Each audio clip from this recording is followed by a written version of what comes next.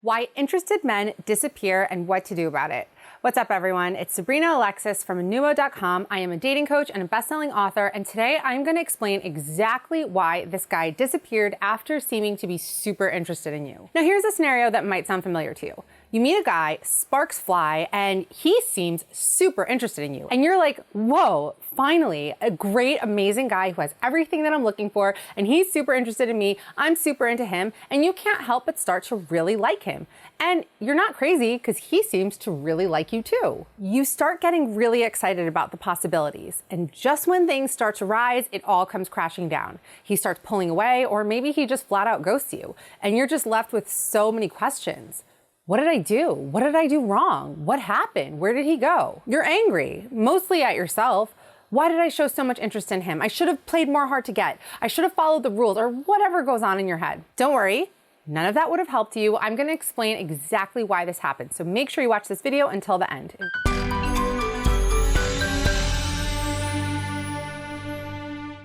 Real quick, if you like this video and find it helpful, please make sure to give it a like. It's such a quick, such an easy way to help me out and help me grow my channel. So I will give you a second to do that right now.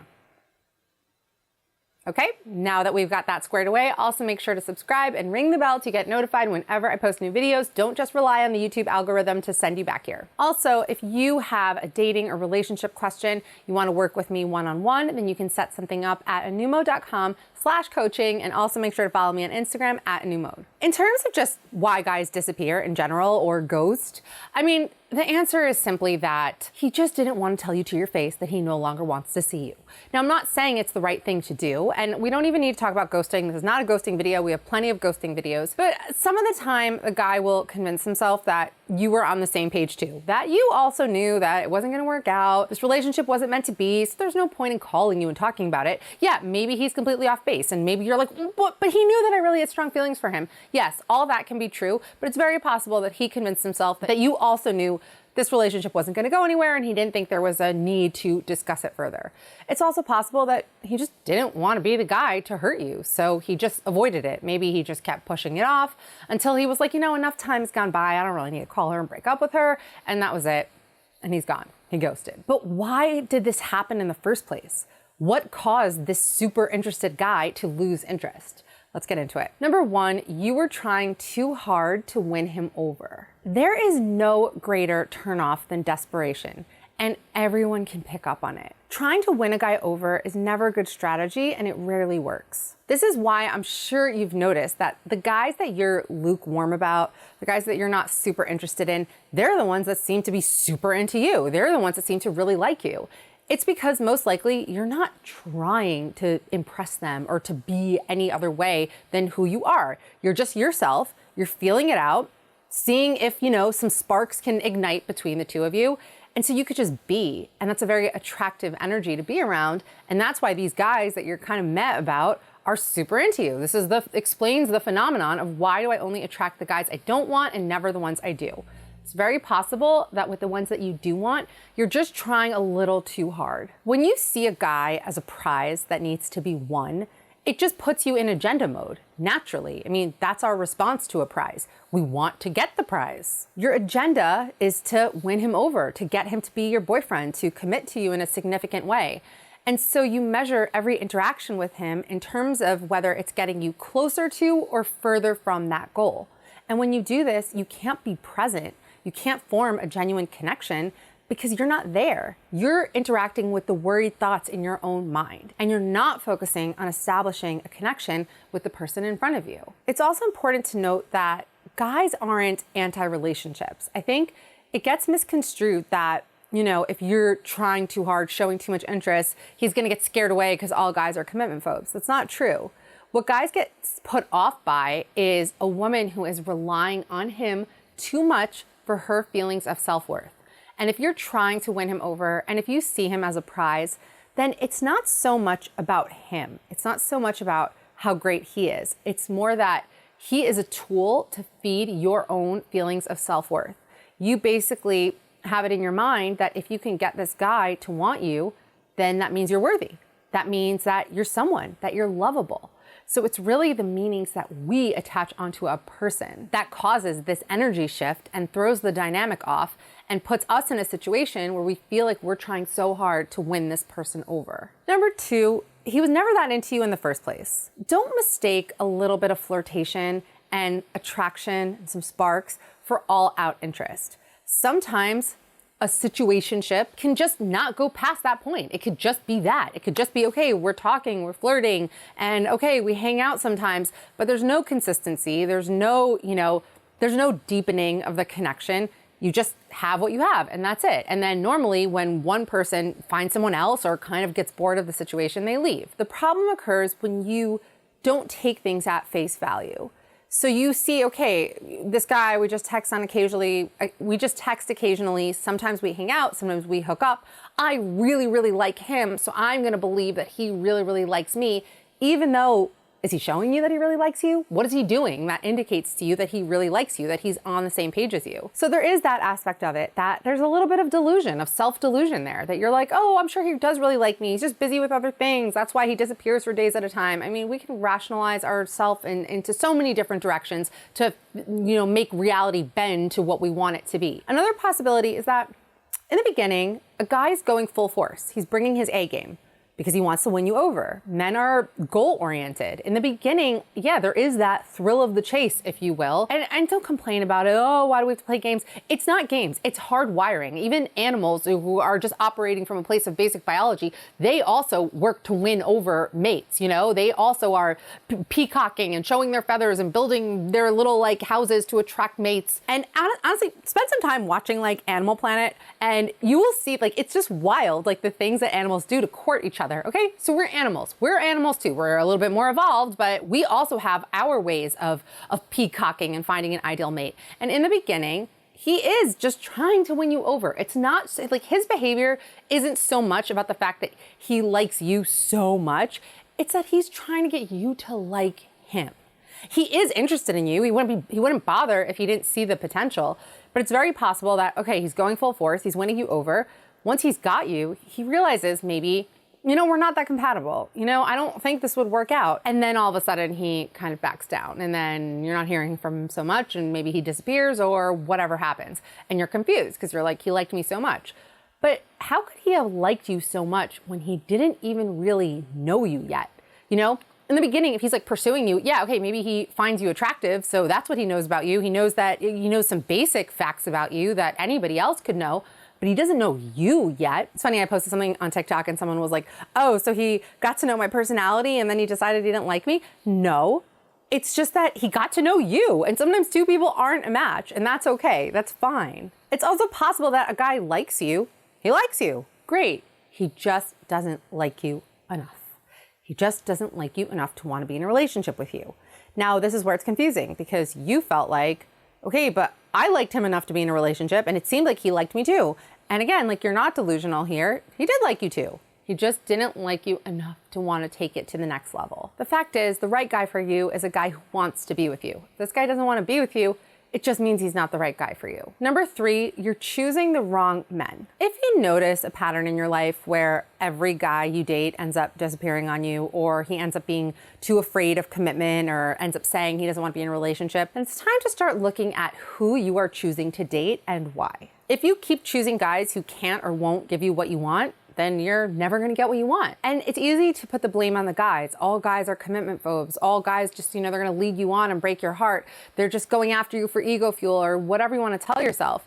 But you have to look at your role in this situation because you have the power to choose. You have the power to choose who to be with.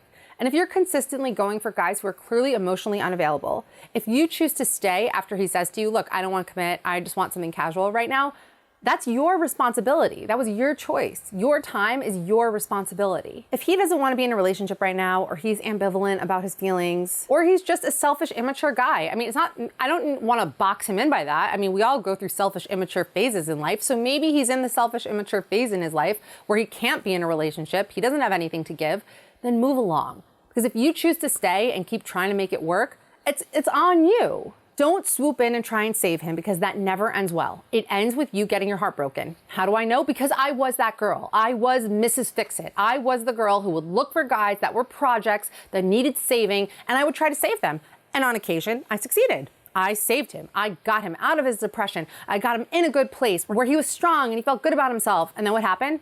The guy would leave because now he associates you with those feelings of being so pathetic. So he moves on to start over with someone shiny and new. Or you end up pouring your heart, your soul into the situation, and he leaves and you feel like, how could he do this to me?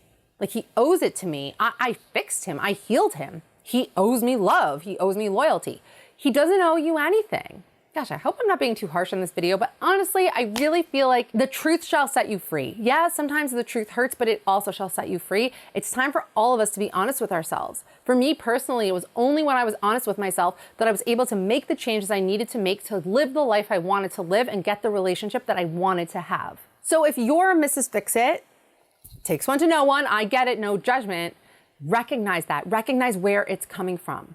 Where is this coming from? Why are you so set on going after guys that you have to fix? Why are you always drawn to emotionally unavailable guys? Maybe you're emotionally unavailable. One of the key principles of relationships is that like attracts like. If you are emotionally unavailable, you will attract and seek other people who are emotionally unavailable. Now, you could desperately want a relationship and be emotionally unavailable. In those cases, you might not even realize that all the ways that you're sabotaging yourself. So again, be honest with yourself. Number 4, your vibe is off. Your vibe is essentially what determines how attractive you are. And your mood is essentially your vibe. They're interchangeable. It's how you feel and it radiates outward. If you're stressing and obsessing over a relationship and playing emotional detective, then your vibe is off. It doesn't feel good to be around you. Consider any times in your life when you were around somebody who wanted something out of you, wanted to get something out of you, and you knew that they did. Chances are you were guarded. You didn't let that person in because you didn't trust them. So the same thing happens when a guy can sense that you're a little too desperate to move things along. You have an angle, you have an agenda like we talked about earlier. Worrying about the relationship only activates your fears and insecurities, and it also doesn't get you anywhere. It just puts you in this anxious frame of mind. It makes you question everything. It makes you spin your wheels. You put all this mental and emotional energy into trying to figure out the relationship and figure out how he feels. And you feel so worried that he won't reciprocate your feelings. And this panic causes him to start to lose interest because, again, like I said, it doesn't feel good. And also it just reeks of insecurity and desperation. An important thing to realize about men is that they fall in love based on how they feel around you. If it feels good to be around you, he'll want to be around you more. He'll be able to relax. He'll be able to just be. He could just be himself. Pressure just suffocates a situation. He can't feel like he's himself. And because of that, he doesn't feel a strong pull towards you and a strong connection with you. And that's what causes him to lose interest in you. And number 5, you don't connect with who he truly is. You cannot form a deep, intimate relationship with someone if you are not connecting with their essence. It's just impossible. If you're playing emotional detective, if you're so stressed out about the relationship, if you're analyzing everything, you can't form a connection. It's impossible. It's also very easy to fall in love with the idea of who someone is. And we do this a lot of the time. You know, you meet a guy and you know basic facts about him and you get carried away in your own mind and create this whole vision of who you think he is before you even know who he is. And you might say, oh, he's so handsome, he's so great, he's so funny. But that can describe millions of people in the world. A guy wants to feel chosen because of how great he is, how amazing he is, not because he's just filling a slot that any other guy could fill. It comes down to how well you connect with him at his core, and if you're able to see him for who he truly is. Everyone these days has so many options. It's so easy to go on to the next. And so many women wonder and worry, like, how can I stand out? How can I up my chances here? And it's in this. This is the core ingredient. It is having a connection with him, creating a connection with him, where he's able to be his authentic self and feel appreciated and seen for that. It goes beyond just creating this surface level, connection that you can have with anybody. And how you do this is stop focusing so much on your own mental checklist. Does he check all the boxes of what I want and who I think I'm supposed to be with? And stop getting carried away in the fantasy of who you think that he is. Focus instead on just connecting with him, with his essence. Focus on seeing the man beneath the metaphorical mask, who he actually is. Okay, so those are the reasons why a guy will go from super interested to gone. Now, what can you do about it? The best thing you can do is manage your thoughts and your mind and get those things under control. Notice when you are spinning your wheels, notice when you're going into that obsessive agenda mode, and just notice it and redirect your mind somewhere else. It might take several tries. His thoughts of him might keep popping in, but just keep redirecting, and then this will start to become natural to you. It's also always so important to focus on yourself and your self-esteem and building that up in any way that you can. Because when you're focused on filling yourself up, then you don't outsource that task to a guy. You don't need him to fill up a void because you're working on that. You have so much going on in your life that you don't have that vacant space that is just so hungry for validation. Also, the most important advice of all is to just see a situation for what it is, not what you want it to be. Look at the relationship you have, not the relationship you want.